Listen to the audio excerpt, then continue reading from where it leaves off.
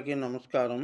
కంఠస్థం వైపు నుంచి విద్యార్థులను మళ్లించాలి అనేటువంటి ఈ వీడియో చాలా ముఖ్యమైనది యువతకు.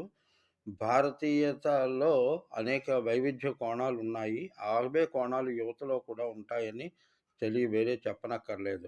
వైవిధ్యం విద్యా స్వేచ్ఛ భారత్‌లో పెరిగింది. వైవిధ్యంలో కూడా విద్యా స్వేచ్ఛ అనేటువంటి అంటే తనకి కావాల్సిన విద్యను తాను ఎంచుకునేటువంటి విధానం అనేటువంటిది పెరిగింది. అవగాహన పెరిగింది.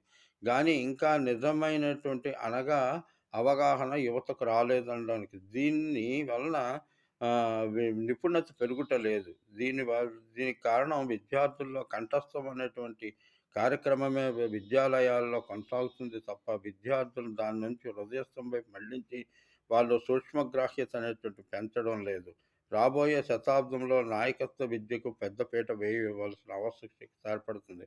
అప్పుడు భారతీయ యువకులంతా ఎటు పోతారో ఏమిటో అర్థం కాదు.